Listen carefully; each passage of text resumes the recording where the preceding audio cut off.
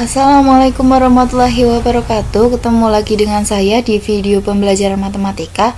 Oke, untuk kali ini saya akan membahas tentang ukuran pemusatan data, yaitu min, median, dan juga modus. Nah, untuk kali ini yang akan saya bahas itu khusus untuk yang data tunggal.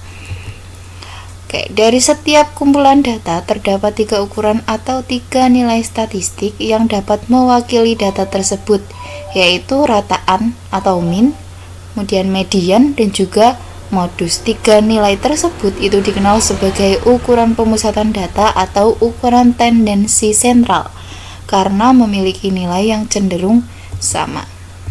Oke, seperti yang saya sebutkan tadi, ada 3 macam ukuran pemusatan data yang akan diuraikan di pembahasan kali ini. Yang pertama adalah rata-rata hitung atau min, kemudian yang kedua adalah modus, dan yang ketiga adalah median. Oke, untuk yang pertama kita bahas terlebih dahulu tentang rata-rata hitung atau min. Rata-rata hitung dari suatu rangkaian data adalah jumlah seluruh nilai data dibagi banyaknya data, atau di sini kita bisa lihat rumusnya. Rata-rata sama dengan X1 ditambah X2 tambah X3 dan seterusnya sampai dengan Xn dibagi dengan N. Nah, N di sini adalah banyaknya data. Atau rata-rata sama dengan sigma atau jumlah dari X kemudian dibagi dengan N, sama N-nya adalah banyaknya data. Oke, kita langsung ke contohnya. Tentukan rata-rata dari rangkaian data berikut. Nah, di sini kita lihat datanya ada 7, 5, 8, 6, 9, dan 7. Cara mencari rata-ratanya tinggal kita jumlahkan saja dari 7 ini sampai dengan 7 yang terakhir. 7 tambah 5 tambah 8 tambah 6 tambah 9 tambah 7, kemudian dibagi dengan banyaknya data. Di sini ada 6 data, 1, 2, 3, 4, 5, 6, ada 6. Jadi ini kita bagi dengan 6, kita jumlahkan. Ini jumlah dari X-nya adalah 42 dibagi dengan 6 sama dengan 7. Maka rata-ratanya adalah 7.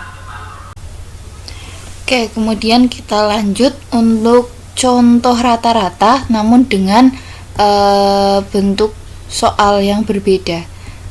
Nah, bisa kita lihat di sini. Di sini ada sedikit perbedaan. Kita disuruh menentukan rata-rata dari rangkaian data berikut. Nah, di sini ada tabel yang menunjukkan nilai dan juga frekuensinya. Maksud dari tabel ini adalah di sini yang nilainya 3 itu banyaknya ada 2. Kemudian yang nilainya 6 itu banyaknya ada 3.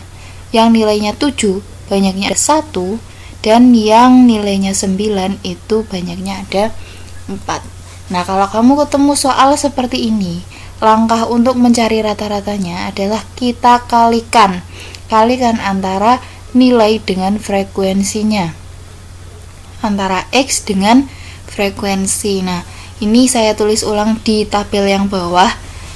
Di sini saya tulis nilainya ada 3, 6, 7 sama 9, frekuensinya 2, 3, 1, dan 4. Tinggal kita kalikan. Kita kalikan 3 dikali 2, 6. Kemudian 6 dikali 3, 18. 7 kali 1, 7. 9 kali 4, 36. Nah, setelah itu tinggal kita jumlahkan. Jumlah dari perkalian ini 6 tambah 18 tambah 7 tambah 36, maka hasilnya adalah 67. Kemudian kita jumlahkan juga frekuensinya, 2 tambah 3 tambah 1 tambah 4, hasilnya adalah 10. Nah, untuk mencari rata-ratanya itu cukup mudah, tinggal kita bagi apa? Kita bagi hasil perkalian fx ini, kemudian kita bagi dengan jumlah dari frekuensi. Nah, di sini fx-nya adalah 67 jumlahnya. kemudian dibagi dengan jumlah frekuensi, yaitu 10. 67 dibagi 10, hasilnya adalah 6,7. Jadi rata-ratanya adalah 6,7. Oke, sampai sini bisa dipahami. Kita lanjut yang selanjutnya. Nah, ini yang selanjutnya adalah median. Median adalah nilai tengah dari kumpulan data yang tersusun secara teratur atau diurutkan menurut besarnya. Median membagi data menjadi dua bagian yang sama sehingga median disebut juga ukuran letak. Nah, di sini ada catatan. Catatannya adalah posisi tengah dari seperangkat data sebanyak n yang telah terurut terletak pada posisi yang nah ini rumusnya n tambah 1 dibagi 2. Kemudian jika n ganjil, maka ada data yang berada pada posisi tengah dan nilai data itu merupakan nilai median. Jika n-nya genap, maka sebagai mediannya diambil rata-rata hitung dua data yang ada di tengah. Kita langsung ke contohnya. Nah, ini untuk contohnya, tentukan median dari rangkaian data yang poin A 7, 5, 8, 6, 9, 7, 10. Kita urutkan dulu dari yang terkecil sampai dengan yang terbesar. Nah, kemudian setelah itu tinggal kita coret. 5 kita coret, 10 kita coret, 6 kita coret, 9 kita coret, 7 kita coret, 8 kita coret, maka akan tersisa 7. Nah, berarti mediannya adalah 7.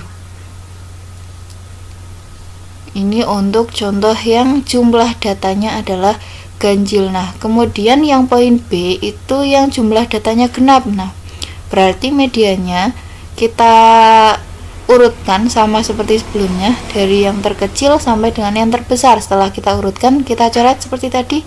6 kita coret, kemudian 10 depan belakang ya, kemudian 7 kita coret, 9 juga kita coret, maka tersisa 7 dan 8. Nah, untuk mencari medianya, karena di sini masih ada dua data, maka tinggal kita jumlahkan 7 ditambah 8. Hasilnya adalah 15, kemudian kita bagi dengan 2. Maka mediannya adalah 7,5. Oke, kemudian selanjutnya adalah modus. Modus adalah nilai data yang sering muncul, yang paling banyak frekuensinya. Modus berguna untuk mengetahui tingkat seringnya terjadi suatu peristiwa. Serangkaian data mungkin memiliki 2 modus, memiliki 3 modus, atau lebih dari 2. Kita langsung ke contohnya. Untuk contohnya, tentukan modus dari rangkaian data. Nah, di sini sama, contohnya ada 2, yaitu poin A sama poin B. Untuk mencari modusnya itu seperti biasa, karena itu data tunggal, ciri khasnya adalah kita urutkan dulu dari yang terkecil sampai dengan yang terbesar. 5, 6, 7, 7, 8, 9, 10. Nah, di sini karena modus itu data yang sering muncul. Nah, angka berapa yang sering muncul di sini? Yaitu angka 7. Dia muncul sebanyak 2 kali. Maka modusnya adalah 7. Kemudian untuk yang poin B kita urutkan juga, maka akan menghasilkan seperti ini. Nah, dari data ini kita lihat nilai yang sering muncul itu berapa. Nah, ini ada 2 angka yang sering muncul, yaitu 6 dan 7, sama-sama 2 kali muncul. Maka kita tulis dua-duanya. Maka modusnya adalah 6 dan 7. Oke, sampai sini bisa dipahami. Oke, sekian video pembelajaran dari saya. Jangan lupa kerjakan tugasnya, kemudian foto dan juga upload di link absen yang saya atau Bu Wulan bagikan. Sekian video pembelajaran dari saya. Mohon maaf bila ada salah-salah kata. Wassalamualaikum warahmatullahi wabarakatuh. Sampai jumpa di video pembelajaran selanjutnya.